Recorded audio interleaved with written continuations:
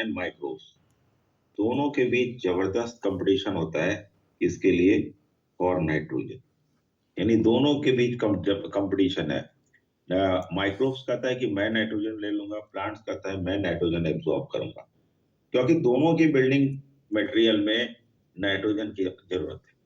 तो इसलिए नाइट्रोजन को कहा जाता है कि नाइट्रोजन एक समय के बाद लिमिटिंग फैक्टर हो जाता है, लिमिटिंग न्यूट्रिएंट्स हो जाता है for the natural and agricultural ecosystem. तो ये क्वेश्चन आ सकता है कि due to competition nitrogen is limiting nutrient, nitrogen is limiting nutrient for both agricultural आप लोग जानते हो खेती बाड़ी, एग्रीकल्चरल एंड नेचुरल इकोसिस्टम।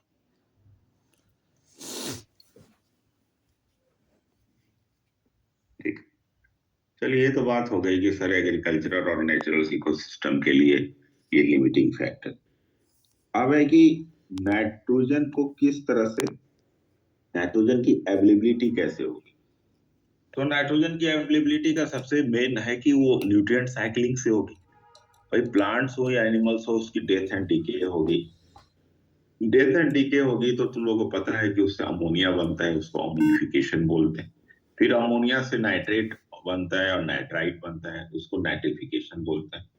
फिर दोबारा अमोनिया नाइट्रेट नाइट्राइट से दोबारा नाइट्रोजन बनने को डीनाइट्रिफिकेशन बोलते हैं। ये सब साइकिलिंग में आ जाता है। तो हम लोग अभी अवेलेबिलिटी अब पढ़ेंगे, तो ओवरऑल हम लोग नाइट्रोजन साइकिल पढ़ेंगे। तो अब मैं बता दूं कि नाइट्रोजन साइकिल के अंदर क्या क्या है। एक मिनट,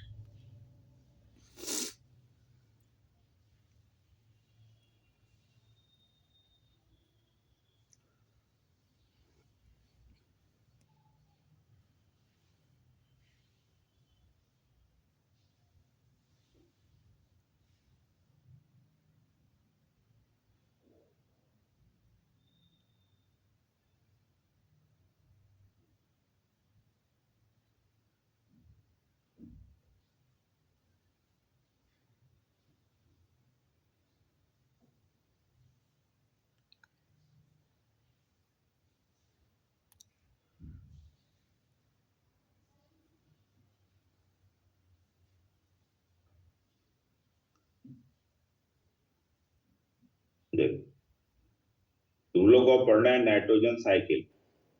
नाइट्रोजन साइकिल में ये पढ़ चुके हो एक बार, इसलिए मैंने बोला था कि इस चैप्टर में ज्यादा प्रॉब्लम नहीं है। First is ammonification, second is nitrification, third is denitrification, fourth is nitrogen fixation. बस इतना नाइट्रोजन साइकिल में पढ़ना है।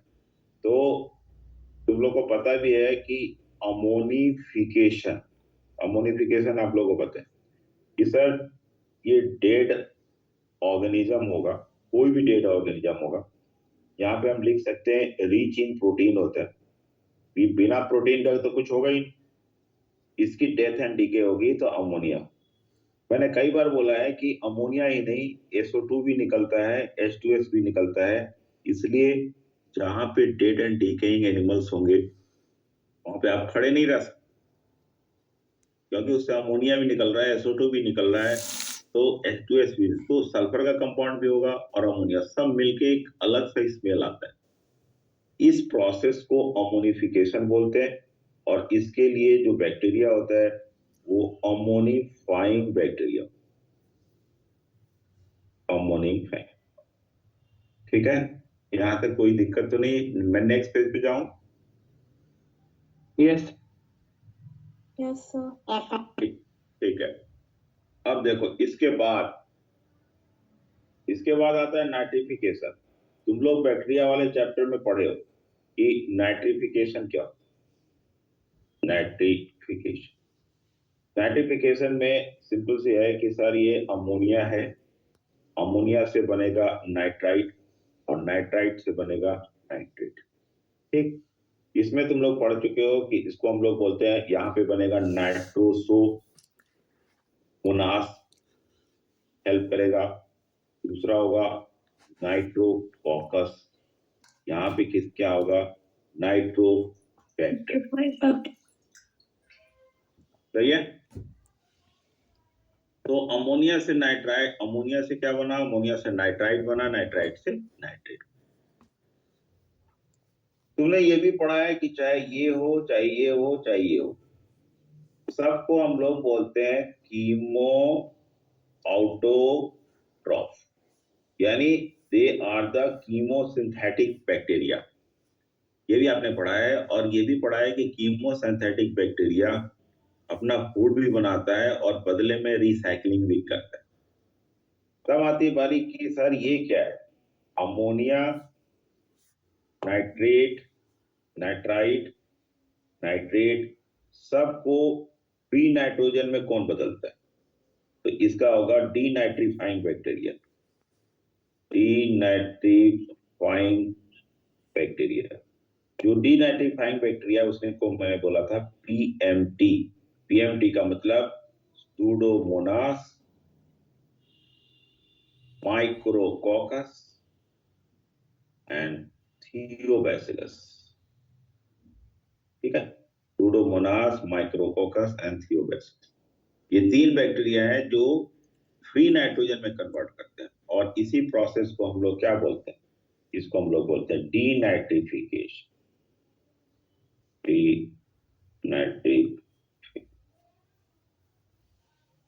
ये तो बात हो गई।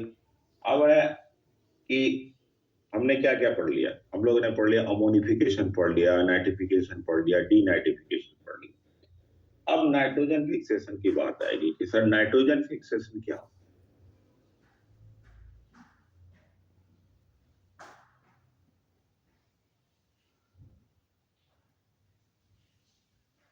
चले आगे।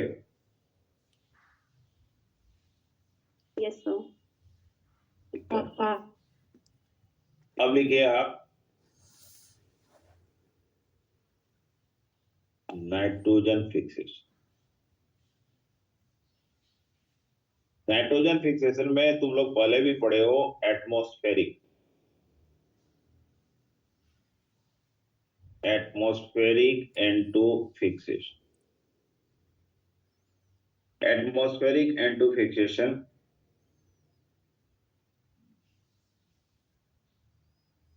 में नाइट्रोजन प्लस ऑक्सीजन, ये थंडर लाइट, थंडरिंग समझते हैं, जिसको हम लोग लाइटनिंग भी बोलते हैं, इसके प्रेजेंस में ये 2NO बनाएगा।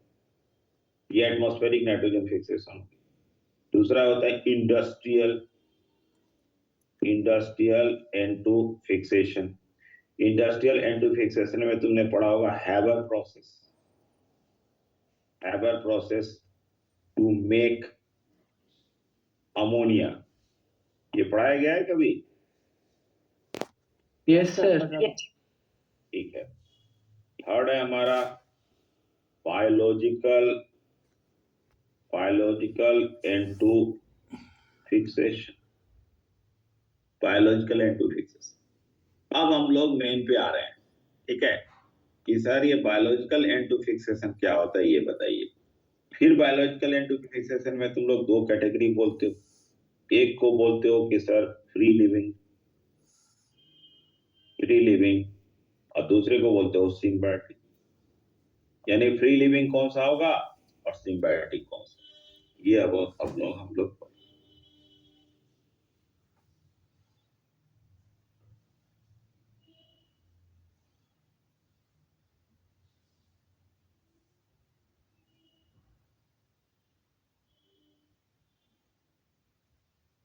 देखिए। अब तक क्या था कि तुम लोग फ्री लिविंग में कुछ से कुछ बोल देते थे, free living N2 fixing bacteria.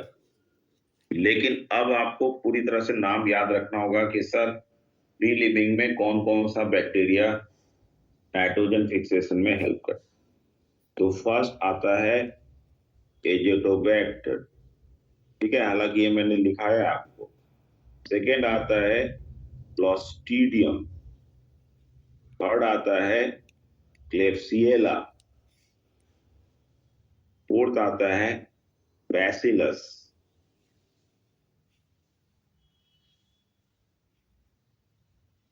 रोडो स्पाइरिलम,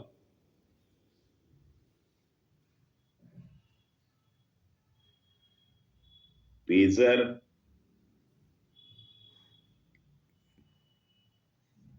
निकियर।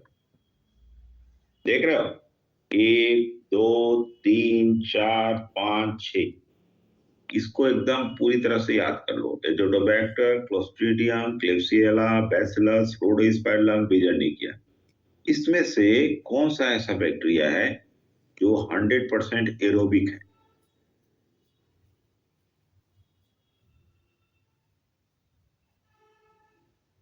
बताओ, एरोबिक भी है और नाइट्रोजन फिक्स भी करता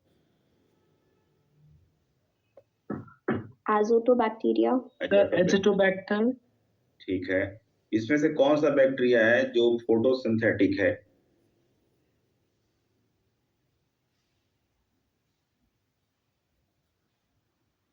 कौन सा बैक्टीरिया है जो फोटोसिंथेटिक है और नाइट्रोजन को भी फिक्स करता है?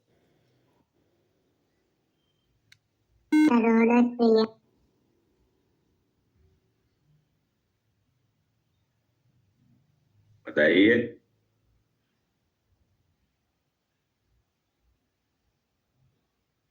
अरे, इसके बारे में नहीं जानते? दिस वन, ये photosynthetic bacteria. Rhodospirillum is the photosynthetic bacteria, Azotobacter is the aerobic bacteria. बाकी तो हम लोग को ज्यादा दिमाग में नहीं लगाना है। इसके बाद अब इसी के अंदर मैं तुमसे पूछ देता हूं कि फ्री लिविंग साइनोबैक्टीरिया। तो अगर तुम साइनोबैक्टीरिया की बात करोगे तो साइनोबैक्टीरिया में तो पता है कि सर 9 स्टॉक होते हैं, केना भी ना होते। चलिए, अब हम लोग पढ़ेंगे सिम्बायोटिक नाइट्रोजन फिक्सिंग बैक्टीरिया।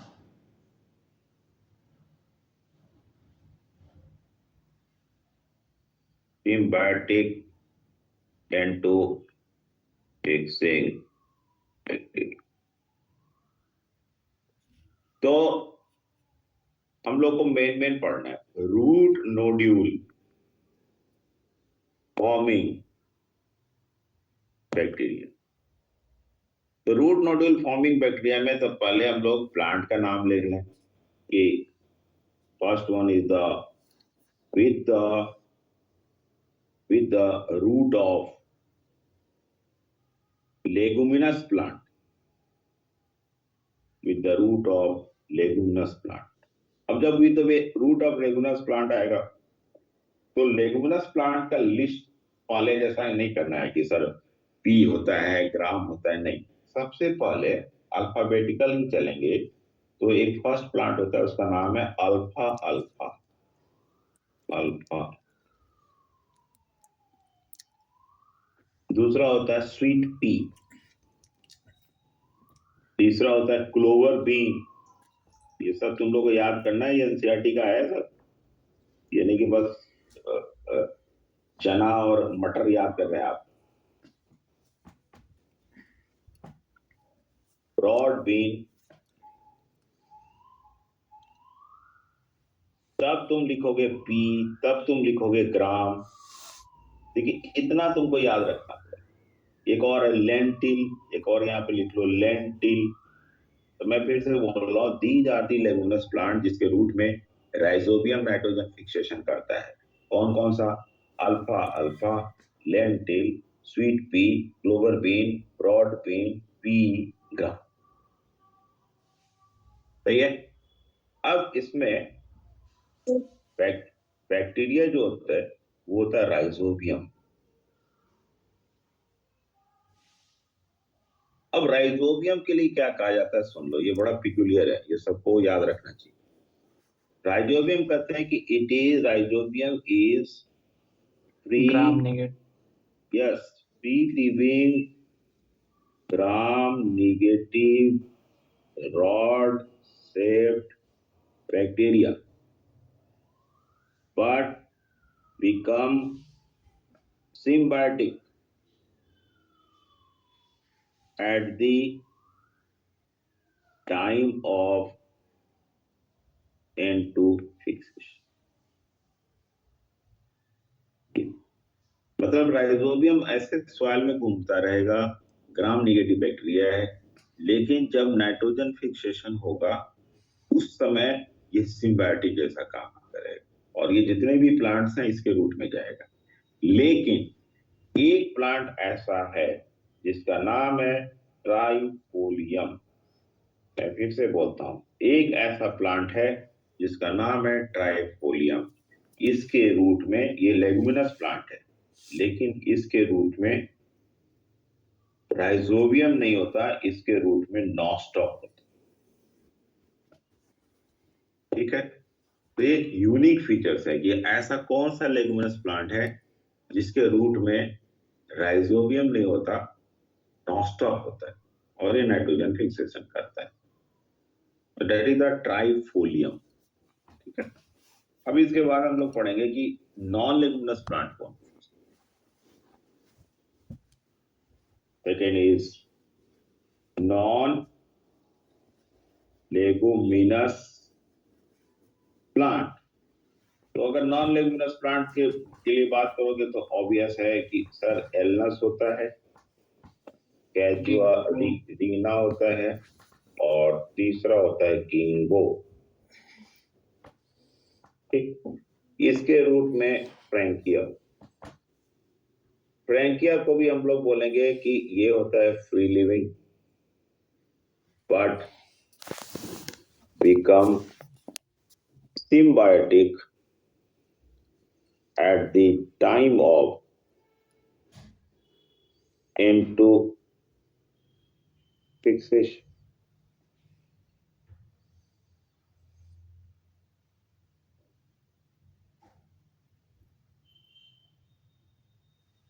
अब ये सब क्वेश्चन गलत नहीं होना चाहिए क्योंकि ये पहले भी तुम लोग पढ़ चुके होगे। एलनस, कैजुरिना और गिंगो में फ्रैंकिया कैसा बैक्टीरिया है भाई, तो सब लोग पढ़ चुके होंगे। फ्रैंकिया फिलामेंटस बैक्टीरिया, फिलामेंटस है, इसको हम लोग एक्टिनोमाइसिटीज भी बोलते। ठीक है, अब दूसरी तरफ देखो, अगर साइनोबैक्टीरिया आता है कि भाई साइनोबैक्टीरिया का सिम्बायोटिक फॉर्म बताइए, तो सबको पता है कि साइकस के अंदर होता है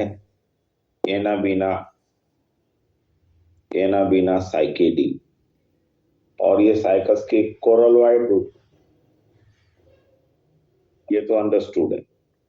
दूसरा तुम लोग बोलोगे एनाबीना साइकेडी हो गया, तीसरा बोलोगे कि सर एक और होता है एजोला से। हाँ, एजोला के डीप में होता है एनाबीना एजोली। हम लोगों ने सब चीज पढ़ लिया, अब हम लोग को मेन में आना है। फिजियोलॉजी हम लोग पढ़ रहे हैं कि सर ये नोड्यूल बनता कैसे है और नोड्यूल के अंदर नाइट्रोजन फिक्सेशन होता कैसे है। यहां तक तो बोलिए सर, ये फ्री लिविंग बैक्टीरिया जो ये सिम्बायोटिक कैसे बन जाते हैं नाइट्रोजन फिक्सेशन के टाइम पे? ये बताओ, दुनिया में जितने भी ऑर्गेनिज्म है शुरू में तो वो फ्री लिविंग है, ठीक है, लेकिन ये केस ऐसा है कि जब नाइट्रोजन फिक्सेशन होता है तो दोनों को नाइट्रोजन की जरूरत है, दोनों को जरूरत होती है। वो कहता है कि हमको शेल्टर चाहिए, ठीक है, और कुछ मेरे को सुगर्स दे दो तुम, हम अपना काम चला लेंगे और बदले में तुमको नाइट्रोजन फिक्स करने में हेल्प करेंगे। क्योंकि देखिए, अब मैं तुमको एक हिंट देता हूँ कि अगर लेगुमिनस प्लांट नहीं हो नेचर में तो क्या राइजोबियम नहीं होगा? सर होगा। ठीक है। दूसरा, लाइकेन में किसका एसोसिएशन होता है? एल्गी का और फंजाई का। तो क्या एल्गी, अरे इसमें किसकी आवाज आ रही है पतली सी, उसको ठीक कर, तो यहां से ब्लॉक कर दूंगा मैं। उसी तरह से एल्गी और फंजाई की बात करेंगे तो एल्गी और फंजाई भी तो फ्री लिविंग था, लेकिन जब लाइकेन में आएगा तो सिम्बायोटिक हो जाएगा। ठीक है, लेकिन बहुत सारे ऑर्गेनिज्म ऐसे हैं वो कहते हैं कि नहीं साहब, मैं तो जिंदा नहीं रह सकता, मेरे लिए तो कंपलसरी है कि बस वो रहेगा तभी मैं सरवाइव करूंगा, वो अलग। इसलिए यहाँ पे क्वेश्चन आता है कि क्या राइजोबियम सॉइल में एज सच फ्री लिविंग हो सकता है या फ्रैंकिया? यस, हो सकता है। इसके बाद आ जाओ तुम लोग हाँ, नोड्यूल फॉर्मेशन, ये काफी इंपॉर्टेंट है। नोड्यूल फॉर्मेशन, पहले मैं बता दूं कि ये रूट है और इस रूट के ऊपर यहां पे नोड्यूल बन गया। देखो ये नोड्यूल बन गया। तो बेसिकली जो नोड्यूल होता है, नोड्यूल ट्यूमर होता है। ट्यूमर जैसे कैंसरस सेल्स बोलते हैं। तो प्लांट में जो ट्यूमर, जो एनिमल में ट्यूमर होता है वो भी अनकंट्रोल्ड ग्रोथ से बनता है, अनकंट्रोल्ड सेल डिवीजन से होता है। यहाँ पे भी अनकंट्रोल्ड सेल डिवीजन होगा और इस स्ट्रक्चर को नोड्यूल बोलोगे। यहाँ पे ट्यूमर ना बोल के नोड्यूल बोलोगे। तो इसमें बस कीवर्ड ये समझना है कि सेल डिवीजन होना है, और सेल डिवीजन किसमें होना है? पैरेनकाइमा में। दो टिश्यू पार्टिसिपेट करते हैं नोड्यूल बनाने में, एक कॉर्टेक्स और एक पैरेनकाइमा। किसका? पेरीसाइकिल का। कॉर्टेक्स का पैरेनकाइमा और पेरीसाइकिल का। वैसे बोले तो कॉर्टेक्स और पेरीसाइकिल दोनों मिलके नोड्यूल बनाने में हेल्प करता है। हार्मोन चाहिए इसके लिए। हार्मोन ऑक्सिन प्लांट देता है और साइटोकाइनिन बैक्टीरिया देता है। दोनों हार्मोन के हेल्प से अनकंट्रोल्ड सेल डिवीजन होता है। तो रूट के ऊपर, जैसे रूट है, यहाँ पे ऐसा ही ग्रोथ हो जाता है। देखो ये ग्रोथ हो गया ना, इसी ग्रोथ को हम लोग बोलते हैं नोड्यूल। इस नोड्यूल के अंदर बहुत सारे सेल्स, उस सेल्स के अंदर बैक्टीरिया अपना घर बना लेगा, और जब ये घर बना लेगा अपना, फिर वो कहेगा कि यस, अब हम लोग स्टार्ट करें कि नाइट्रोजन फिक्सेशन कैसे होगा। तो नाइट्रोजन फिक्सेशन के पहले नोड्यूल बनना है और नोड्यूल के बाद फिर नाइट्रोजन फिक्सेशन। तो तुम लोगों को मैं डायग्राम से समझा रहा हूँ, हालांकि डायग्राम बना हुआ है, फिर भी मैं डायग्राम बना रहा हूँ। देखो ये है हमारा रूट हेयर,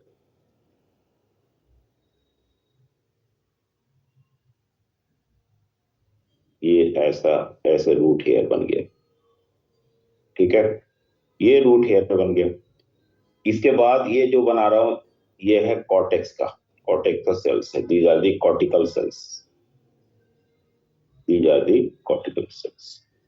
तुम लोग को ये भी पता है कि सर एंडोडर्मिस का कोई रोल नहीं है यहाँ पे, ये एंडोडर्मिस होता है, ये जो मैं रेड कलर का एंडोडर्मिस होता है। लेकिन अब जो मैं बना रहा हूं वो है हमारा पेरीसाइकिल। और पेरीसाइकिल के बाद आपको पता है कि यहाँ पे जो स्ट्रक्चर बन रहा है,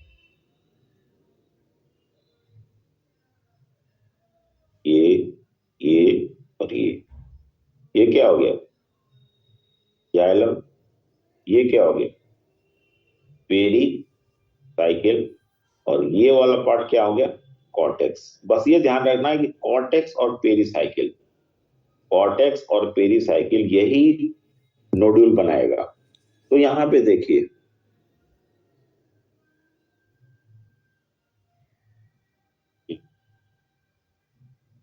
ये देख रहे हो, ये सब बैक्टीरिया है।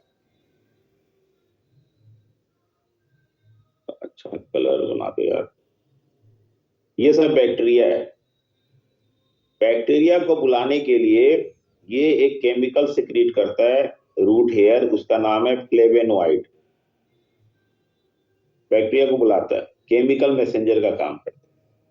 नेक्स्ट डायग्राम में देखिए, जिसमें मैं केवल बनाऊंगा रूट हेयर।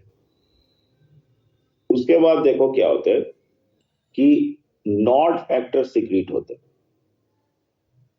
बैक्टीरिया क्या करता है? नॉड फैक्टर सिक्रीट करता है। ये आपके नोट्स में लिखा हुआ है। यहां पे बैक्टीरिया अपना घर बना लेते हैं। तो यहां पे मैं लिख दूंगा curling of root hair curling of root hair tip due to release of nod factor by bacteria. देखो कितना तेज है।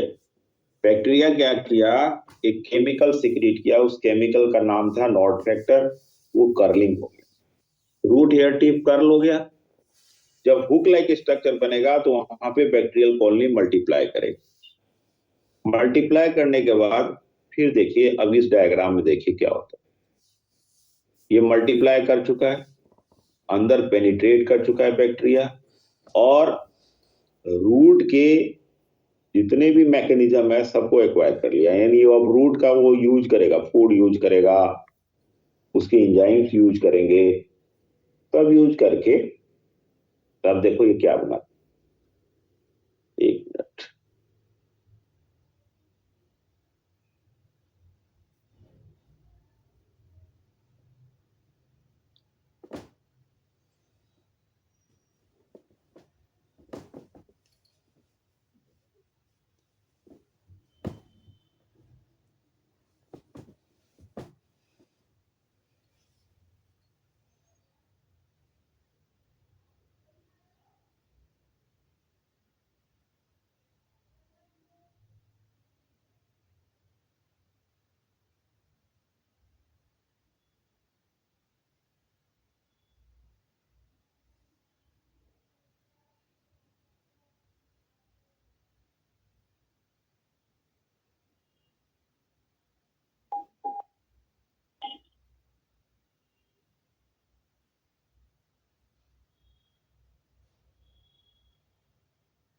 चलो कुछ बन नहीं रहा है, मैं ऐसे बता देता हूँ ऐसे। देखिए ये जो डॉट डॉट डॉट स्ट्रक्चर जा रहा है, ये बैक्टीरियल सेल है। कहां तक जाना है इसको? इसको जाना है पेरीसाइकिल तक। इसको हम लोग इन्फेक्शन थ्रेड बोल रहे हैं। सबके पास नोट है मेरा? Yes sir. ठीक है, तो देखो Yes. मैंने क्या बोला, मैंने बोला कि पहले curling of the root hair tip होगा, फिर बैक्टीरियल कॉलोनी इन्फेक्शन थ्रेड के हेल्प से in the form of infection thread ये जाएगा कहां तक? पेरीसाइकिल तक और कॉर्टेक्स होता हुआ। अब यहाँ पे क्या होगा, यहाँ पे दो हार्मोन सिक्रीट होगा। पेरीसाइकिल तक पहुंच चुका है बैक्टीरिया, यहाँ पे दो हार्मोन सिक्रीट होगा। एक होगा ऑक्सिन, तुम लोग पढ़ोगे ग्रोथ वाले चैप्टर में, और दूसरा होगा cytokinin. Auxin and cytokinin. NCERT book जानती है कि आपने 10th क्लास में ऑक्सिन और साइटोकाइनिन पढ़ा है। एनसीईआरटी में कहीं नहीं पता है कि लॉकडाउन में आपका 9th क्लास गैप था, या फिर 10th क्लास में हार्मोन को डिलीट करा दिया गया। तो आज तुमको जानना है कि ऑक्सिन किससे सिक्रीट होता है? By plant cell. और साइटोकाइनिन किससे सिक्रीट होता है? बैक्टीरिया से। यहाँ पे इस वाले रूट नोडुल फॉर्मेशन में दोनों हार्मोन क्या करता है? दोनों हार्मोन एबनॉर्मल सेल डिवीजन में हेल्प करता है। तो एबनॉर्मल सेल डिवीजन होगा तो अब क्या होगा, देखो मैं इधर बना देता हूँ। एबनॉर्मल सेल डिवीजन होगा तो ऐसा स्ट्रक्चर बन जाएगा, देख रहे हो? बहुत सारे सेल्स होंगे और उस सेल्स के अंदर बैक्टीरिया स्टैटिक हो जाएगा। बैक्टीरिया कहेगा कि अब मैं कहीं नहीं जाऊंगा, बहुत मैं घूम लिया, और इसके चारों तरफ एक मेम्ब्रेनस कवरिंग हो जाएगा। ठीक है, ये पूरा स्ट्रक्चर कहलाता है नोड्यूल। और बैक्टीरिया को अब बैक्टीरिया नहीं बोलोगे, अब बैक्टीरिया को बोलोगे बैक्टेरोइड्स। बैक्टीरिया को बोलोगे बैक्टेरोइड्स। अभी भी मैं नेक्स्ट पेज पे जा रहा हूं। अभी भी क्या होगा कि ये देखो, देख रहे हो? अभी भी ये जो रूट नोड्यूल है ये रूट के साथ अटैच रहेगा। इसके लिए भाई, तो इसको पानी चाहिए, इसको खाना चाहिए, अभी भी ये रूट के साथ अटैच रहेगा। ठीक है, तो अब ये रूट नोड्यूल बन चुका। मैंने क्या बताया कि अब ये रूट नोड्यूल यहाँ पे बन चुका। तो नेक्स्ट प्रोसेस क्या होता है भाई? नेक्स्ट है कि सर एक पिगमेंट्स बनता है, उसका नाम है लेग हीमोग्लोबिन। ये पिगमेंट रेड पिगमेंट है। जैसे हम लोग हीमोग्लोबिन बोलते हैं वैसे लेग हीमोग्लोबिन है। लेग इसलिए नाम पड़ा क्योंकि लेग से क्या हो गया, लेगुमिनस। तो लेग हीमोग्लोबिन ये किसके हेल्प से बनता है? It is leg haemoglobin synthesized in the nodule with the help of bacteria and plants. ये क्या करता है? It trap all the oxygen. It trap all the oxygen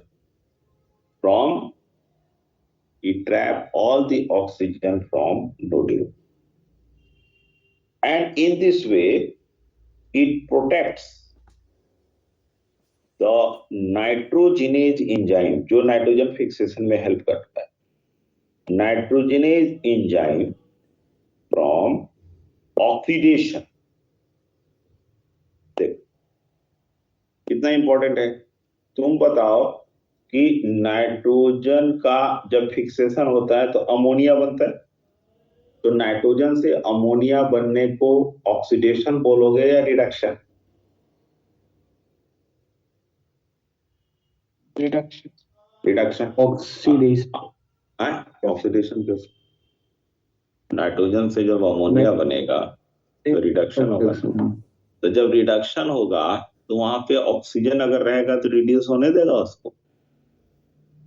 no sir.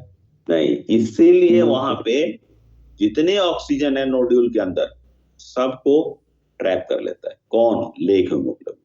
इसलिए लेग हीमोग्लोबिन को हम लोग क्या बोलते हैं? लेग हीमोग्लोबिन को हम लोग बोलते हैं ऑक्सीजन स्कैवेंजर। ये क्वेश्चन अगर आएगा तो आपको बताना है, लेग हीमोग्लोबिन को हम लोग बोलते हैं ऑक्सीजन स्कैवेंजर। देखो, ये जो चैप्टर पढ़ रहे हो चैप्टर का नाम है मिनरल न्यूट्रिशन। अगर कोई क्वेश्चन पूछता है कि ऐसे कौन सा न्यूट्रिएंट है जो नोड्यूल फॉर्मेशन में हेल्प करता है, तो तुमको बताना है boron. Boron helps in nodule formation. ठीक है, यानी सॉइल के अंदर बोरोन रहना चाहिए। नहीं बोरोन होगा तो हम लोग बोरोन का फर्टिलाइजर डालें ताकि वो अच्छा नोड्यूल बने, लेकिन नेचर में सब अवेलेबल है। तो boron helps in nodule formation. तो नोड्यूल फॉर्मेशन तो हो गया। अब हम लोग पढ़ेंगे मैकेनिज्म ऑफ नाइट्रोजन फिक्सेशन, कैसे नाइट्रोजन फिक्सेशन होता है। तुम लोग जितने बच्चे हो थोड़ी देर के लिए अपना जो नोट्स है उसको बंद करो, क्योंकि एक दो क्वेश्चन मैं पूछूंगा। वैसे देख के बताओगे तो तुम्हारा ऑनेस्टी खत्म हो जाएगा, ऐसे बता दोगे तो मैं समझूंगा कि तुम बहुत अच्छे बच्चे हो और जानते हो। तो तुम लोग अपना अभी थोड़े समय के लिए नोट्स बंद करो। तो इसमें एक मैं न्यूमेरिकल बेस्ड क्वेश्चन पूछने जा रहा हूँ, ठीक है, इस वाले पेज में, अगले पेज में। और कोई जो बुक ओपन करके बैठा है ना, मेरे को पता चल जाएगा कि तुम अगर आंसर बता दिए तो पता चल जाएगा कि वो देख के बताया, क्योंकि उसमें हो सकता है उस देख के तुम वो क्वेश्चन कर लो। इसलिए उसको बंद कीजिए और एक रफ पेज पे ये नोट्स लिखिए, बस एक पेज का नोट्स है, मैकेनिज्म।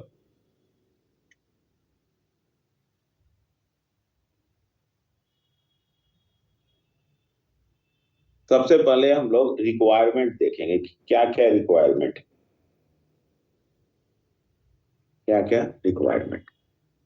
तो रिक्वायरमेंट में सबसे पहला रिक्वायरमेंट हमारा होता है रिड्यूसिंग सिस्टम। अभी तुमने बोला ना कि नाइट्रोजन को रिड्यूस करेगा। रिड्यूसिंग सिस्टम में आपको पता है कि गेनिंग ऑफ इलेक्ट्रॉन को रिडक्शन बोलते हैं, लूजिंग ऑफ इलेक्ट्रॉन को ऑक्सीडेशन बोलते हैं। तो जो इलेक्ट्रॉन का सोर्स देगा वो देगा FMnS2, दूसरा होगा NADPH2। तुम लोग समझ गए होंगे कि ये वाला पार्ट FMnS2 रिस्पिरेशन से आता है और NADPH2 फोटोसिंथेसिस से आता है। ये प्लांट को ही सपोर्ट करते हैं। ये क्या देते हैं? इलेक्ट्रॉन और प्रोटॉन। दूसरा आता है हमारा एंजाइम सिस्टम। अगर हम लोग एंजाइम सिस्टम की बात करें तो एंजाइम सिस्टम में जो इंपॉर्टेंट एंजाइम है वो है नाइट्रोजिनेज। ठीक है, नाइट्रोजिनेज के साथ आयरन एंड मोलिब्डेनम, इसको आपको नहीं भूलना। न्यूट्रिशन चैप्टर पढ़ने जा रहे हो, नाइट्रोजिनेज बिना आयरन एंड एल्युमिनियम का हेल्प नहीं करेगा, तो iron and aluminium, sorry iron and molybdenum, iron and molybdenum भी चाहिए। तीसरा है हमारा, थर्ड वाला पार्ट क्या है, एनर्जी सिस्टम। एनर्जी सिस्टम का मतलब है कि आपको एटीपी भी चाहिए, बिना एटीपी का नाइट्रोजन फिक्सेशन। वैसे इसके अलावा जीन चाहिए। जीन को कभी तुम लोग 12th में जाओगे ना तो मैं बताऊंगा कि नीफ जीन होता है। नीफ जीन बोलते हैं नाइट्रोजन फिक्सिंग जीन को। आजकल इस जीन को दूसरे प्लांट में भी ट्रांसफर किया जा रहा है थ्रू रिकॉम्बिनेंट डीएनए टेक्नोलॉजी। वो सब हम लोग बाद में पढ़ेंगे, लेकिन नीफ जीन रिस्पॉन्सिबल होता है नाइट्रोजन फिक्सेशन के लिए। अब मैं नेक्स्ट पेज पे जा रहा हूँ और रिएक्शन लिख रहा हूँ। कोई भी कॉपी में नहीं देखेगा अभी, अगर देखोगे तो तुम्हारा फिर फायदा नहीं होगा, समझ लो। तब तो तुम्हारे पास नोट्स अवेलेबल है, ऐसे ही पढ़ लेते, फिर क्वेश्चन का कोई फायदा नहीं। तो मैं अब रिएक्शन लिख रहा हूं इसका।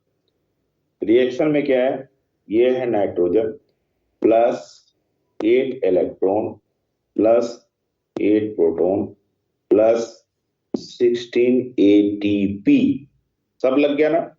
अब ये क्या बनाएगा, ये बनाएगा 2 molecules of ammonia, hydrogen release होगा, प्लस बनेगा यहाँ पे 16 एडीपी और प्लस 16 इनऑर्गेनिक फॉस्फेट को हम लोग पीआई बोलते हैं। अगर कोई बोले पीआई क्या है, तो पीआई इज ऑर्गेनिक फॉस्फेट। सही है। तो अब तुम लोग क्या देख रहे हो, अब तुम लोग इसमें देख रहे हो कि सर 8 इलेक्ट्रॉन 8 प्रोटॉन 16 एटीपी और 2 अमोनिया। अगर कोई बोले कि नहीं साहब मेरे को 1 अमोनिया चाहिए, तो कितना एटीपी हो है, बताओ। 8 सर। 8 एटीपी हो। 8। कोई दिक्कत, No, sir. आगे चलें। अब एक क्वेश्चन है,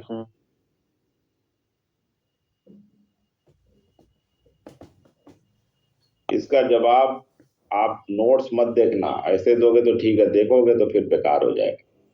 कोई इसमें बहादुरी नहीं है। How many ATP molecules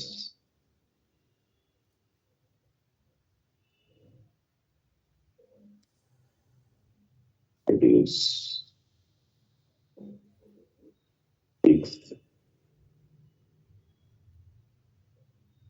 molecules of ammonia?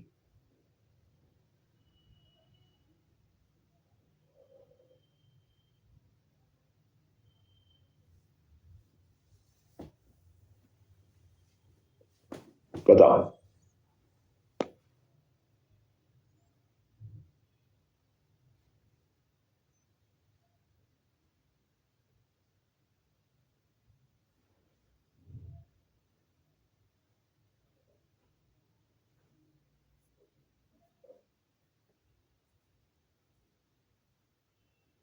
छब्बीस 25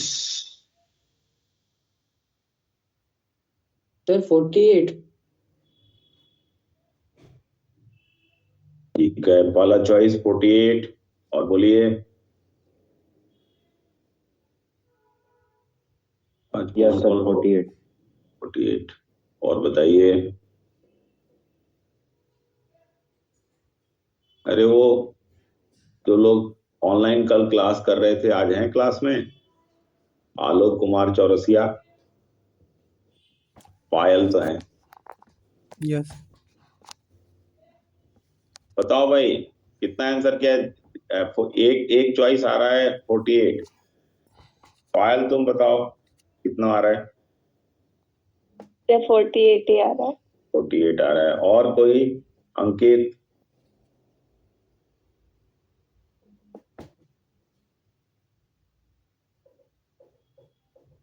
लगता है अंकित क्लास से भाग गए हैं।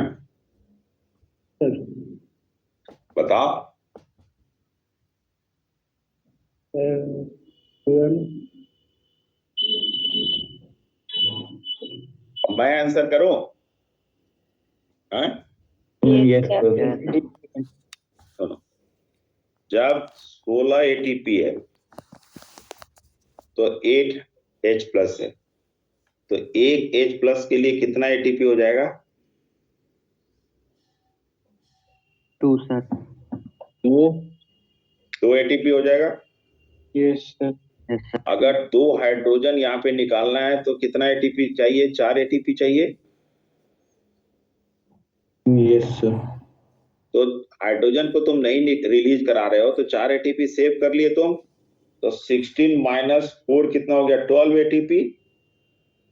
Yes, sir. जब 12 एटीपी है तो अमोनिया कितना है? 2, तो एक अमोनिया के लिए कितना हो जाएगा? 6 एटीपी। 6 और 6 इंटू 6 कितना हो जाएगा? 36. आया समझ में?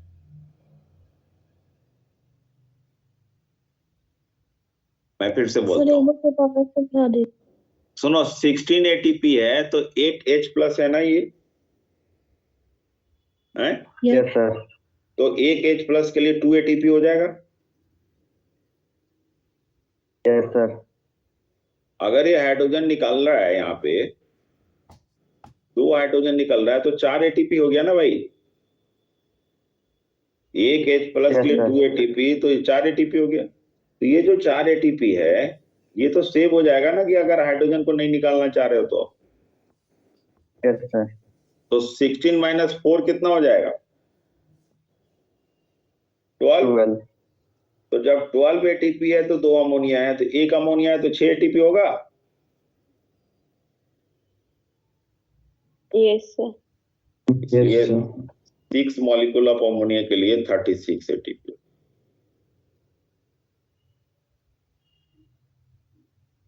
एक मिनट रुकना।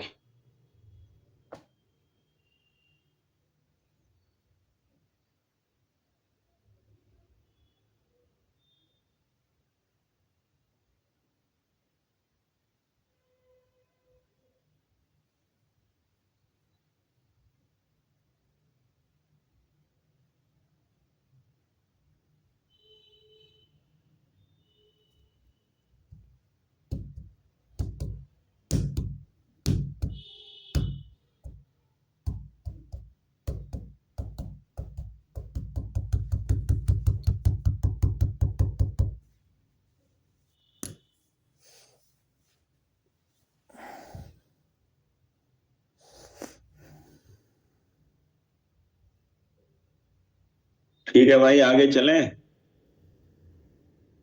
Yes, sir. सुनो, ये जो है ना, तुम जो इस चैप्टर का मेन पार्ट है वो तो तुमने पढ़ लिया।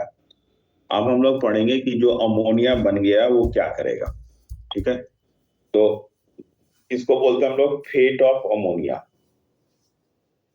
Fate of ammonia. एक्चुअली जब अमोनिया बनता है ना तो ये तुरंत कन्वर्ट हो जाता है अमोनियम आयन में, और इस अमोनियम आयन्स में कन्वर्ट होने को हम लोग बोलते हैं प्रोटोनेशन। ज्यादा हम लोग को केमिस्ट्री नहीं पढ़ना है यहाँ पे। ठीक, ये जो क्वेश्चन मैंने पूछा था ये इसलिए बनाया जाता है क्वेश्चन ताकि आपको रिएक्शन याद रहे। जैसे अभी कोई बोले कि 2 मॉलिक्यूल्स ऑफ अमोनिया बनना था तो कितने इलेक्ट्रॉन थे भाई? कितने इलेक्ट्रॉन रिटायर्ड? 8 थे। तो अगर 8 थे तो तुमको याद रखने के लिए ये क्वेश्चन दिया जाता है। ये शायद देखें कितने बच्चे कर सकते हैं। तो अमोनिया से अमोनियम आयन बन गया ना। इसका यूज क्या होता है? अमोनियम आयन का यूज होता है टू सिंथेसाइज अमाइनो एसिड। तो इसका 2 मेथड्स हमारे सिलेबस में दिया हुआ। 2 मेथड्स, वो भी पूरी तरह से थ्योरेटिकल है, परेशान नहीं होना। First A reductive amination.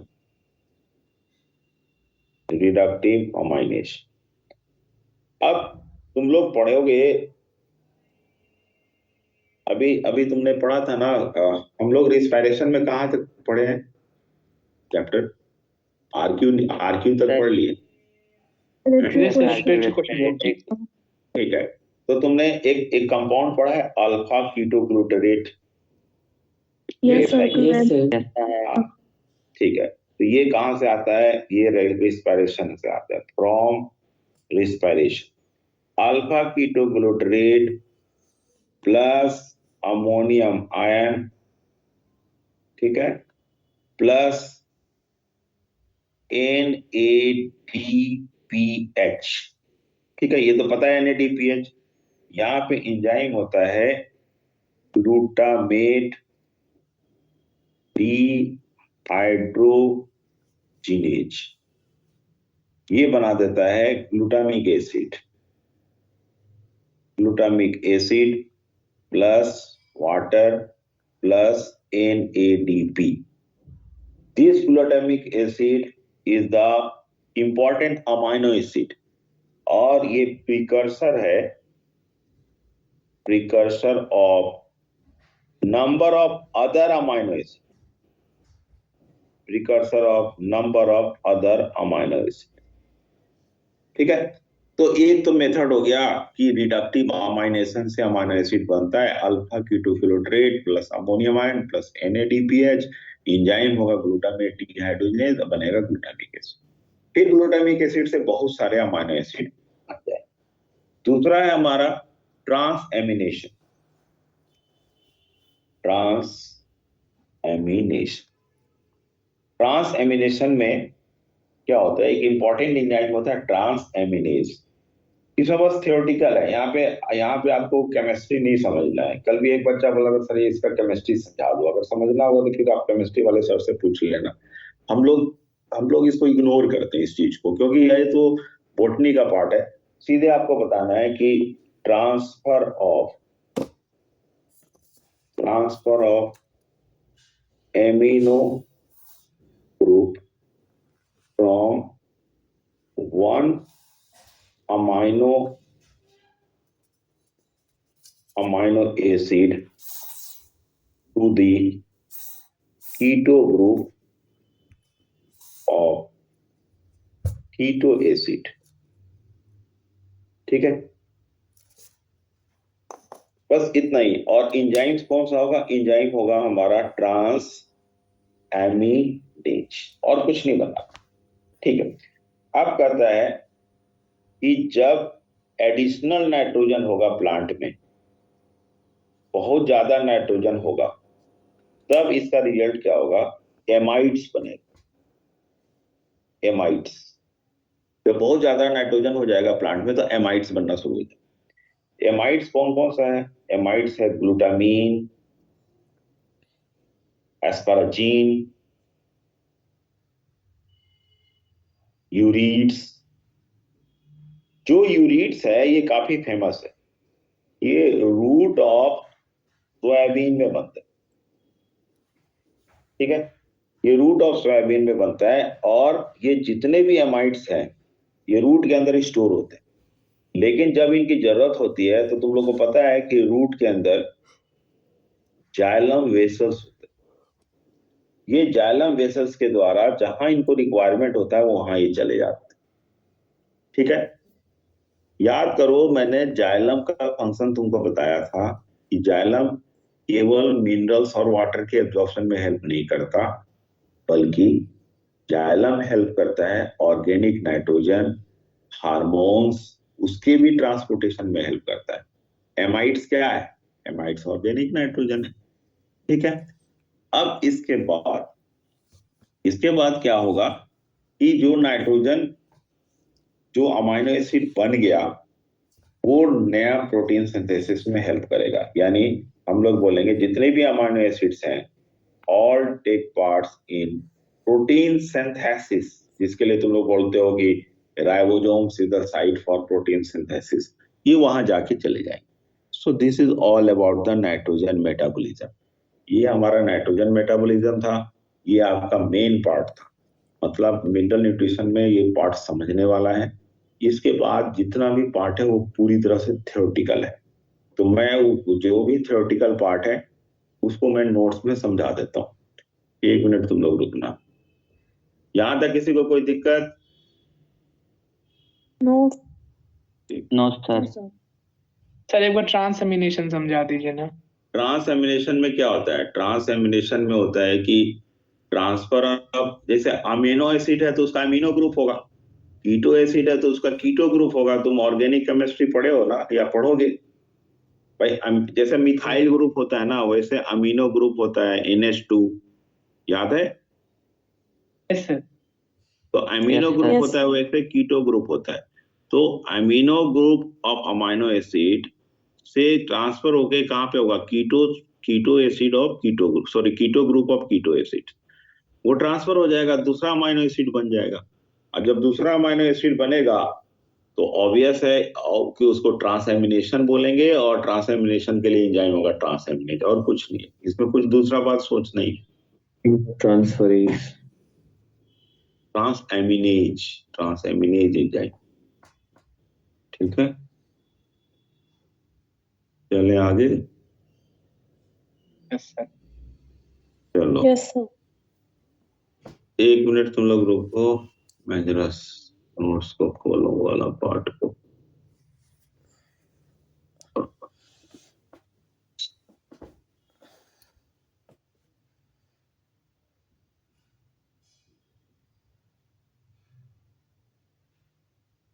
देखो मेरे पास नोट्स भी थे, लेकिन मैंने तुमको समझाया इस चीज को, ठीक है, इसलिए आदमी को परेशान नहीं होना चाहिए।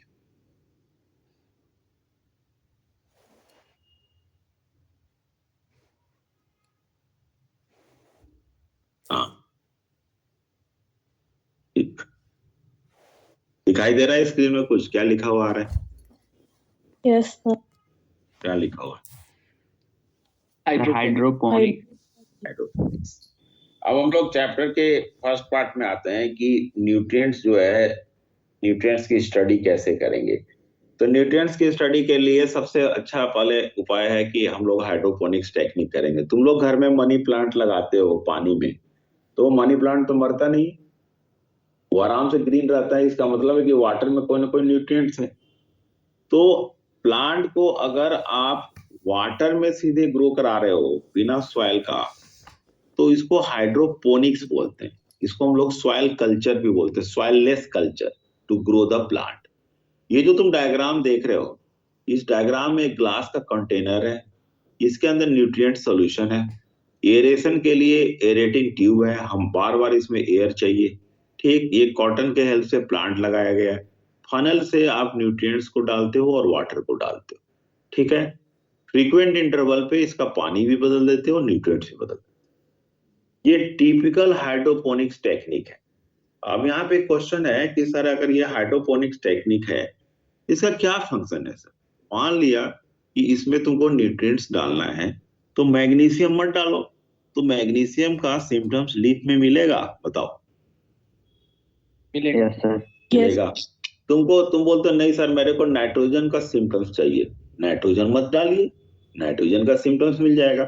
तो ये स्टडी के लिए जरूरी है, यानी hydroponics technique to study the functional and deficiency symptoms of nutrients. अब इसमें बहुत सारा 3 डायग्राम दिखाएगा, इस पे मत जाओ तुम। ये पंप है, देखो इधर से पानी जाएगा, रोटेट करता हुआ आएगा। मार्केट में जो आप आजकल बर्गर खाते हो, बर्गर में देखते होगे कि लिट्यूस होता है। तो जो लिट्यूस होता है ना, जो वो बड़ा सा लगता है आपको लीफ के जैसा, सब वो हाइड्रोपोनिक्स का प्रोडक्ट आ रहा है। आजकल हाइड्रोपोनिक्स का यूज कॉमर्शियल लेवल पे हो रहा है।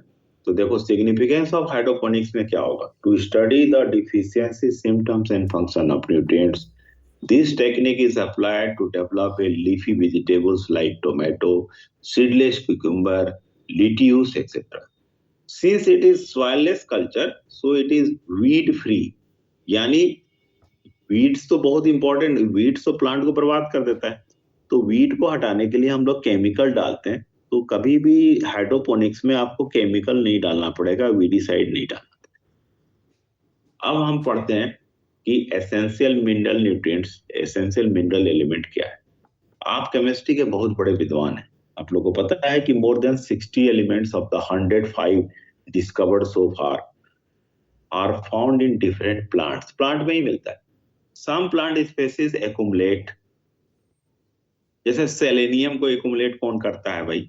तो सेलेनियम को एक्युमुलेट करता है एस्ट्रोगेलस। आप बहुत लकी हैं कि ऐसा क्वेश्चन अब नहीं आता, लेकिन मैंने फिर भी डाला है। सेलेनियम को एक्युमुलेट करता है Astragalus plant. Gold is the indicator for Equisetum. तुम टेरिडोफाइट्स पढ़ चुके हो, जहां इक्विजिटम मिलता है वहां गोल्ड की संभावना होती है। तुमने स्ट्रोंसियम का नाम सुना होगा, स्ट्रोंसियम जो न्यूक्लियर पावर प्लांट में यूज होता है, वो एक प्लांट में एक्युमुलेट होता है, उसका नाम है एरेबिडोप्सिस। इसमें मैंने कभी आपको बताया था कि Arabidopsis is the modern Drosophila plant kingdom. तो ये एरेबिडोप्सिस में भी स्ट्रोंसियम स्टोर हो सकता है, इक्विजिटम में गोल्ड स्टोर हो सकता है, सेलेनियम में एस्ट्रोगेलस स्टोर। तुम लोग मेरे को बताओ कि मैंने कभी आपको बताया है कि कौन सा ऐसा क्रॉप है जहां पे सिलिकॉन मिलता है?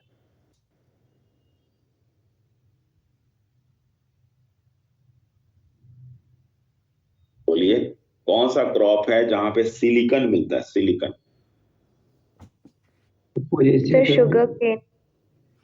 हाँ, शुगर केन में, यानी पोएसी फैमिली के लीफ में सिलिकॉन मिलता है।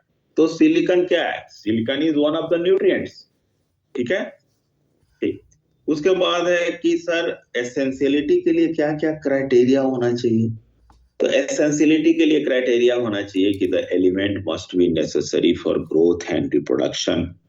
न्यूट्रिएंट्स जो भी होता है वो स्पेसिफिक होता है। अगर प्लांट को नाइट्रोजन चाहिए तो उसको मॉलिब्डेनम नहीं दे सकते, अगर प्लांट को बोरॉन चाहिए तो उसको जिंक नहीं दे सकते। So nutrients must be specific and not replaceable by other. And third point है कि the element must be directly involved in the metabolism of the plant. अब ये क्या है सर? मेटाबॉलिज्म क्या है? तुम लोग पढ़े हो ना कि जो भी इंजाइम्स होते हैं उसके लिए कोफैक्टर्स होता है। जैसे अभी अभी तुमने पढ़ा था पायरुवेट डिहाइड्रोजिनेज कॉम्प्लेक्स, उसका उसका कोफैक्टर क्या था? उसका कोफैक्टर मैग्नीशियम था। अभी तुमने पढ़ा था नाइट्रोजिनेज एंजाइम।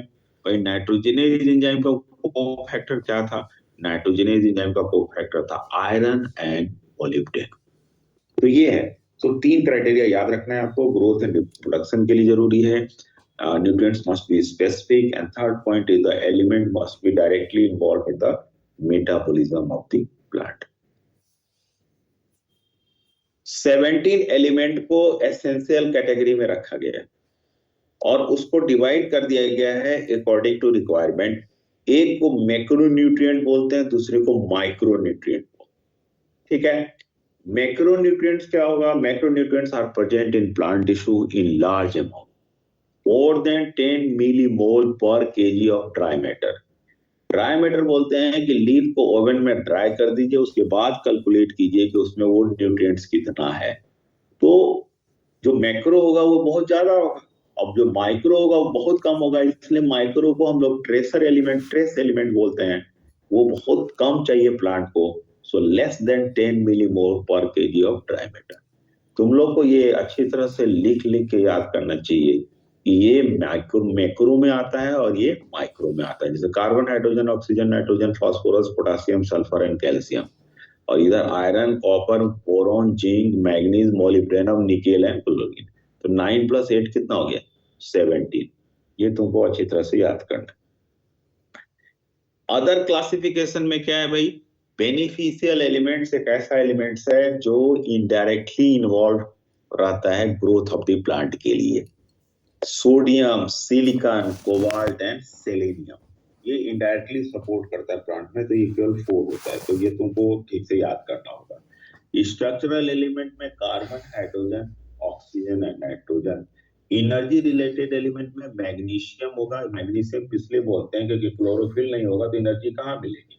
तो मैग्नीशियम और इधर फास्फोरस, इसको हम लोग एनर्जी रिलेटेड एलिमेंट बोलते हैं। एक्टिवेटर एलिमेंट उसको बोलते हैं जो मेटाबॉलिज्म में एंजाइम को एक्टिवेट करने में हेल्प करता है।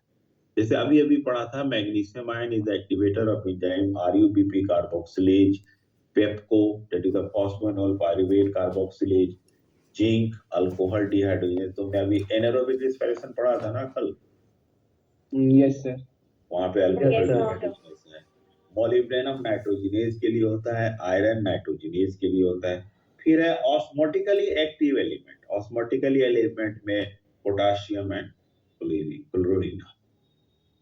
अब आते हैं हम लोग डिफिशियंसी सिम्टम्स में। ठीक है, डिफिशियंसी और एक और आ सकता है। कभी कभी कोई बोले कि नहीं साहब, ये बताइए क्या होगा, एनपीके। तुम लोग एग्रीकल्चर वाले पार्ट में क्लास 9th 8th में पढ़े होंगे, nitrogen phosphorus and potassium, NPK fertilizer होता है। इसको एनपीके को हम लोग क्रिटिकल एलिमेंट बोलते हैं। NPK is called critical element. तो कभी क्रिटिकल एलिमेंट आ जाए तो एनपीके हो जाएगा। ठीक है, अब आते हैं हम लोग डिफिशियंसी सिम्टम्स समझना है। नेक्रोसिस का मतलब होता है किलिंग ऑफ टिश्यू। ये जो है ना, ये नेक्रोसिस, ये किलिंग ऑफ टिश्यू। यानी लीफ के अंदर तुम देखोगे तो बहुत सारा डेड स्ट्रक्चर ब्राउन कलर का आ गया है, इसको हम लोग नेक्रोसिस बोलेंगे। क्लोरोसिस का मतलब होता है एलोइंग ऑफ लीफ। दो तरह का क्लोरोसिस हो सकता है, इंटरवेनल और इंट्रावेनल। इंट्रावेनल में क्या होगा, जो वेन और मिडरीफ है वो येलो कलर का हो जाएगा, बाकी पार्ट ग्रीन होगा। इंटरवेनल में क्या होगा, जो मिडरीफ है और वेन है वो तो ग्रीन होगा, बाकी पार्ट येलो हो जाएगा। मार्जिनल क्लोरोसिस में क्या होगा, केवल मार्जिन पे येलो कलर होगा, बाकी पार्ट ग्रीन रहेगा। उसी तरह से डाईबैक डिजीज क्या है, ऊपर से ब्लैकनिंग होने लगता है, यानी जो छोटे से सीडलिंग प्लांट होते हैं उसको धीरे धीरे एकदम काला पड़ने लगता है, that is the dieback disease. Khaira disease, जो राइस का प्लांट है, राइस का एग्रीकल्चर फील्ड अगर तुम लोग देखे होगे तो लीफ के ऊपर डिफरेंट कलर का स्पॉट बनने लगता है। जब डिफरेंट कलर का स्पॉट बनेगा तो ऑब्वियस है कि फोटोसिंथेसिस डिस्टर्ब होगा। तो ये एक पिक्यूलियर डिजीज है, खैरा डिजीज, जो यूपी और बिहार के एग्रीकल्चर फील्ड में सबसे ज्यादा होता है। रोजेट लीफ, रोजेट लीफ का मतलब है कि एक ही जगह क्लस्टर ऑफ लीफ बनना, बहुत सारा लीफ अगर एक ही जगह बन रहा है, this is the rosette leaf, इसको रोजेट अपीयरेंस बोलते हैं। These are the symptoms and that occurs due to deficiency of a particular nutrients. अब कभी कोई बोलता है कि क्लोरोसिस इन ओल्ड लीव्स कैसे हो। ठीक है, तुमने मोबाइल एलिमेंट्स पढ़ा है ना, मोबाइल एलिमेंट्स, बताओ। पढ़ा है। Yes. पढ़ा है, nitrogen, phosphorus, sulphur, potassium, chlorine, ये मोबाइल एलिमेंट्स। मोबाइल एलिमेंट्स क्या होता है ना, ओल्ड लीफ से भाग जाते हैं। तो अगर क्लोरोसिस होगा ओल्ड लीफ में तो उसके लिए जिम्मेदार है मोबाइल एलिमेंट्स, अगर क्लोरोसिस यंग लीफ में होगा तो उसके लिए जिम्मेदार है इमोबाइल एलिमेंट्स। बस ये ध्यान रखना है। ठीक है, एक न्यूट्रिएंट ऐसा है सल्फर, इसके बारे में काफी कंट्रोवर्सीज है, लेकिन हम लोग लास्टली सल्फर को मानते हैं। वैसे आप इंटरनेट पे या गूगल पे जाएंगे तो आपको सल्फर को दोनों बताया है, लेकिन ज्यादा परेशान नहीं होना है क्योंकि एनसीईआरटी बुक में ऑलरेडी मेंशन है, तो बच्चा उठ जा सकता है कि भाई एनसीईआरटी में तो आपने मेंशन कर दिया मोबाइल, हम तो मोबाइल ही मानेंगे इसको। उसके बाद आ जाइए, हाँ अब देखो यहाँ पे मेरा मेरा एक्चुअली नोट्स दूसरा है, मैं एक बात दूसरा नोट्स लगा रहा हूँ, तो इसको छोड़िए, मैं अपना पुराना नोट्स दे रहा हूँ। एक बच्चे हैं जो कभी भागते हैं कभी आते हैं। ठीक है, कौन है भाई ऐसा स्टूडेंट जो कभी भाग रहा है और कभी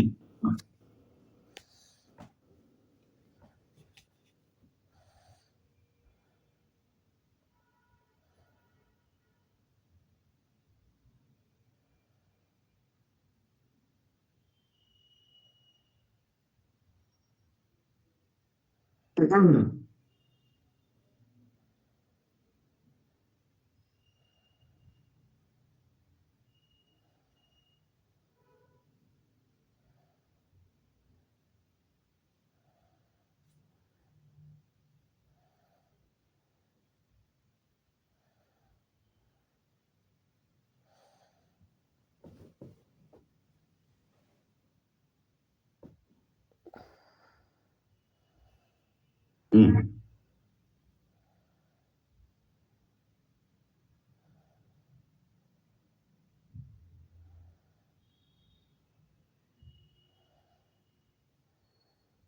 अब आया तुम लोग के पास?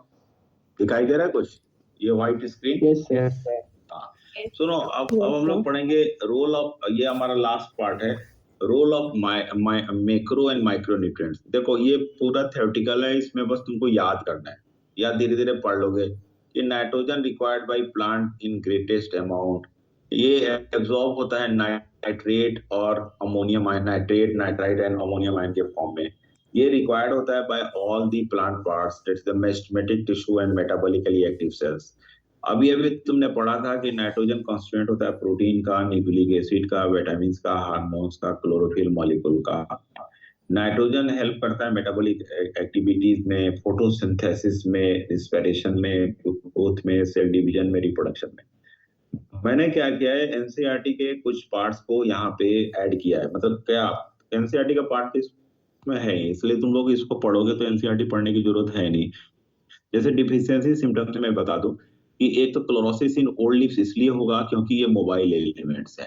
अगर ये मोबाइल होता तो यंग लीफ होता। Wrinkling of cereal grain, inhibition of cell division, ये एनसीईआरटी का लाइन है। डिले फ्लावरिंग, ये एनसीईआरटी का लाइन है। तो तुम लोग को बस ये सब पॉइंट याद रखना है कि कौन सा लाइन एनसीईआरटी, मतलब एनसीईआरटी का लाइन तो कभी भी स्किप नहीं करना है। फिर भी तुम लोग को ये चीज जरूर जानना चाहिए कि भाई आजकल कंपटीशन में कोई ठिकाना नहीं है कि क्या पूछे।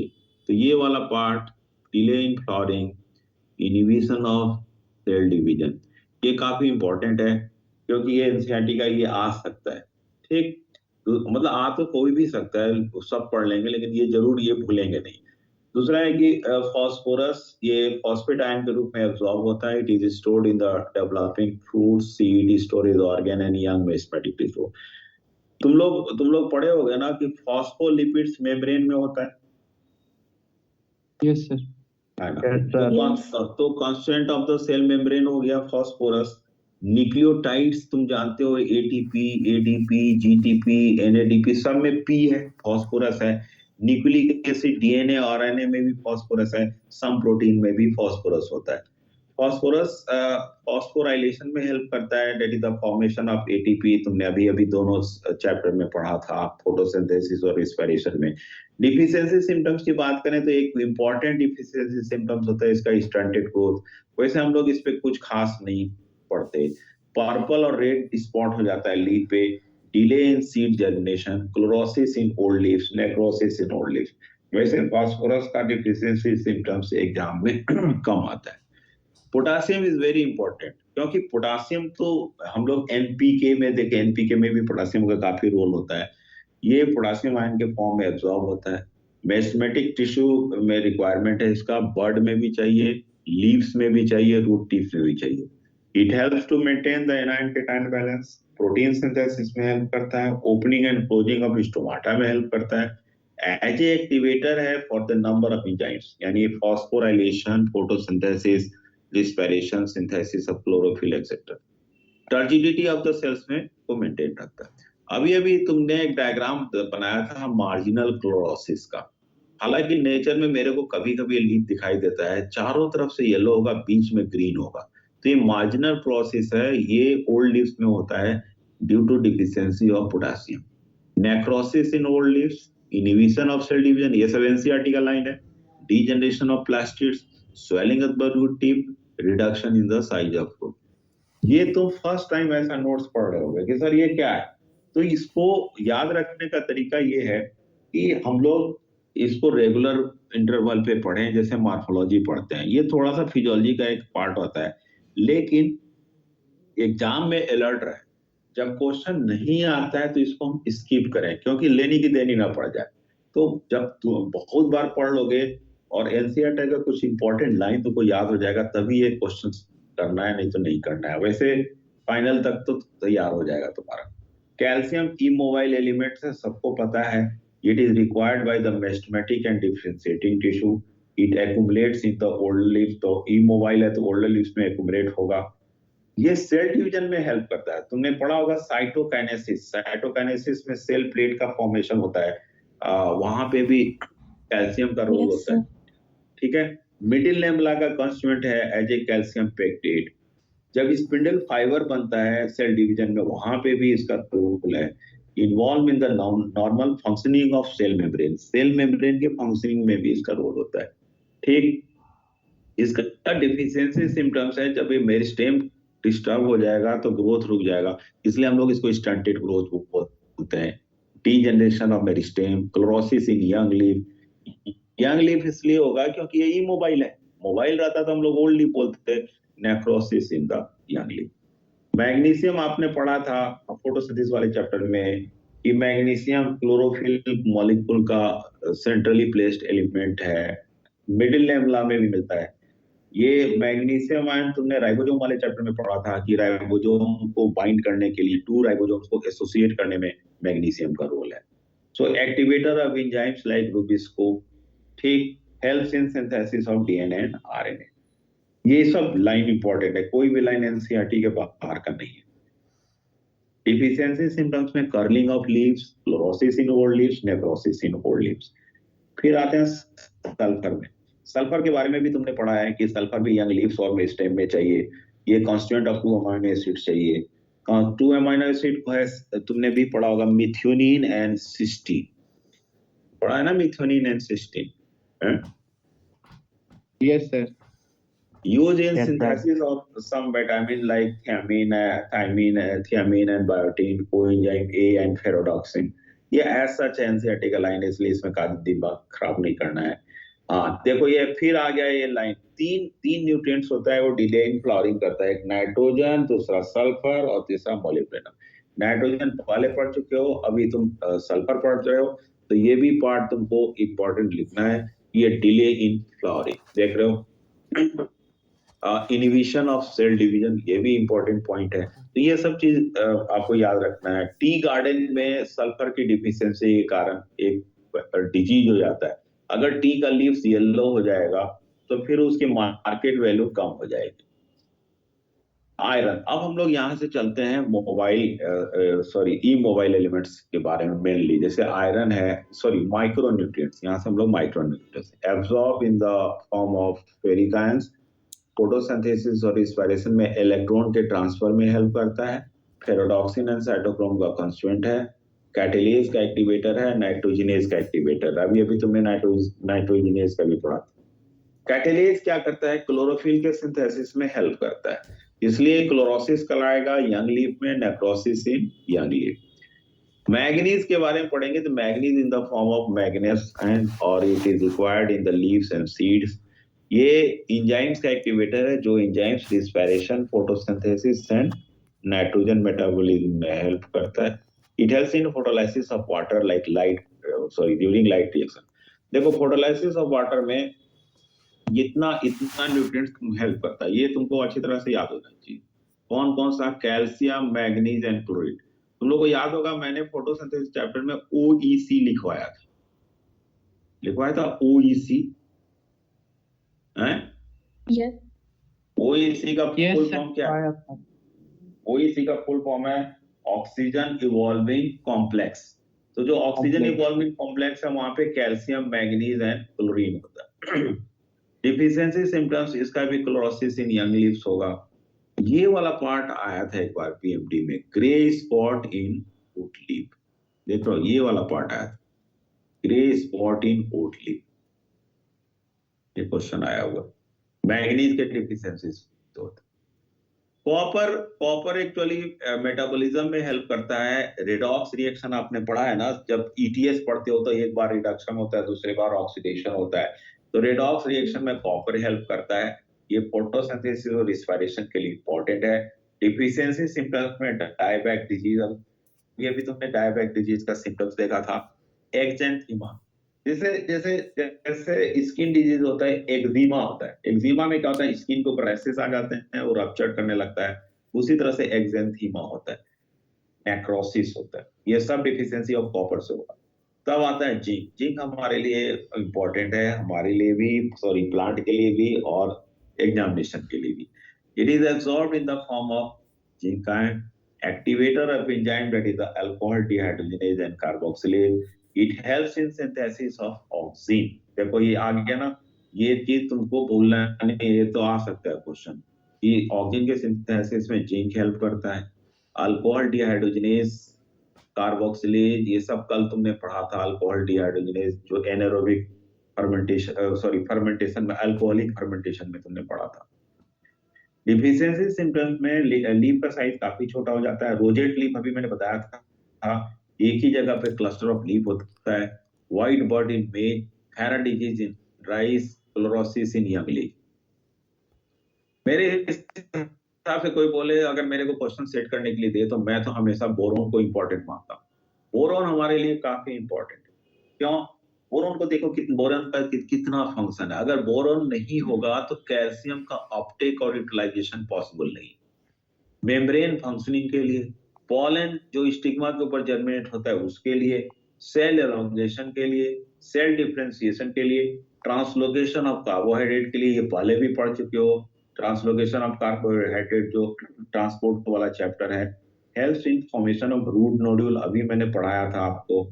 डिफिशियंसी सिम्टम्स में तुम लोग देखे होंगे घर में जब फूल गोभी को कट करते हैं तो कभी कभी अंदर से ब्राउन कलर का रॉटिंग आता है, तो that is the brown heart disease in cauliflower. फिर आता है molybdenum. Molybdenum absorb in the form of मॉलिब्डेट ion, और ये भी इंपॉर्टेंट हमारे लिए, मतलब प्लांट के लिए। It involve in the metabolic reaction, ये भी नाइट्रोजिनेज और नाइट्रेट रिडक्टेज का वो फैक्टर है। डिफिशियंसी सिम्टम्स में chlorosis, inhibition of cell division, delay in flowering. एक डिजीज होता है whiptail disease in mustard. Whiptail disease in mustard में क्या होता है कि एक minute, whiptail disease in mustard में क्या होगा, देखो तुमने मस्टर्ड का लीफ देखा होगा, काफी बड़ा लीफ होता है, ऐसे ऐसे होता है। लेकिन विप्टेल में क्या होगा, ये एकदम नैरो लीफ हो जाएगा। देखो ये कैसा लग रहा है आपको? नैरो लीफ होगा तो बेकार है ये, फिर तो ये प्लांट की क्या कौन, तो ये विप्टेल डिजीज ऑफ मस्टर्ड है कॉलीफ्लावर। ये पहले काफी क्वेश्चन आता था, और ये किसके डिफिशियंसी से है? ये है डिफिशियंसी ऑफ मॉलिब्डेनम।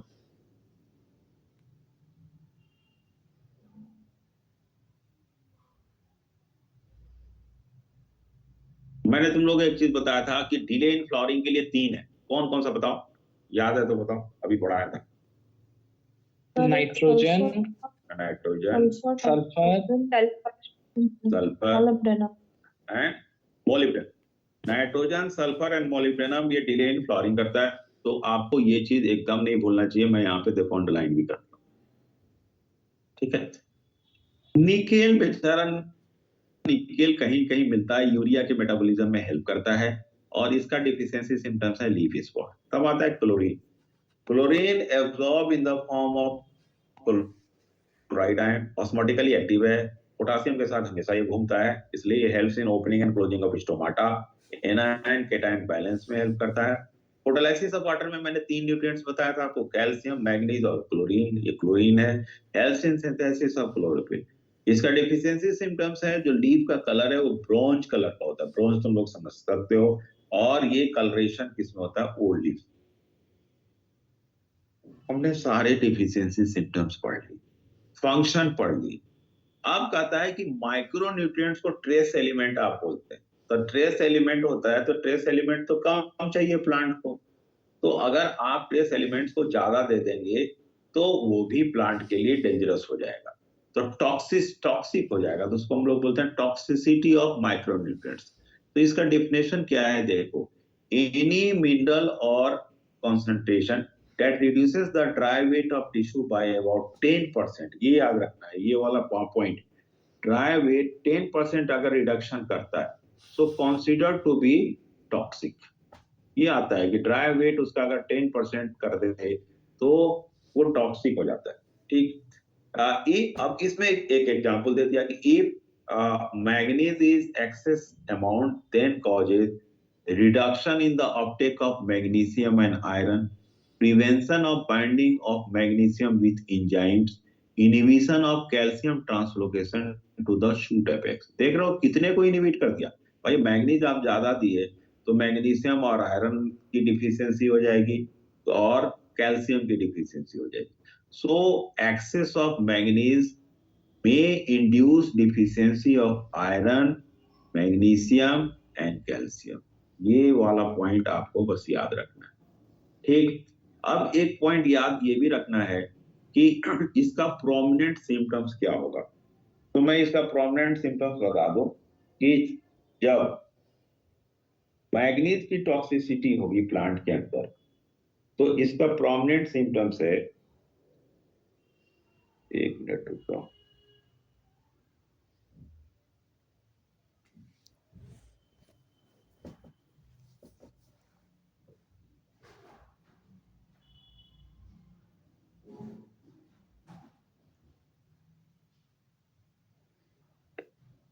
इसका प्रोमिनेंट सिम्टम्स है क्लोरोटिक वेन सराउंडेड बाय, ठीक है, appearance of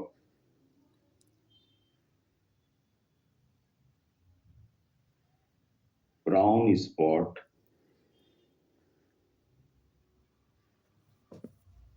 surrounded by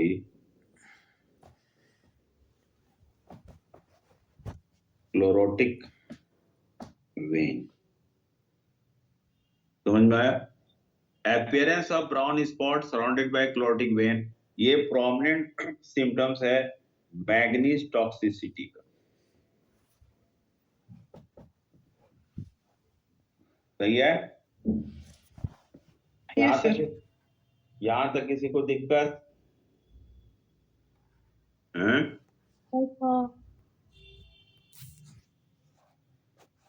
नहीं तो भगवान का नाम लीजिए, और क्या। ओ, एक कोई है, दो लोग भाग गए, पहले थे 26, फिर 25 हुए, फिर 26 हुए, फिर 24 हो गए। अब ये चैप्टर तुम्हारा समाप्त हो चुका है। अब तुम लोग मेरे को नहीं बोल सकते कि सर AITS में हमारी तैयारी 2 चैप्टर की नहीं थी। किसी को कोई प्रॉब्लम है? सर आप इसका अपलोड कर दिए हैं सर, आए? नोट्स इसका अपलोड कर दिए हैं मिनरल न्यूट्रिशन का।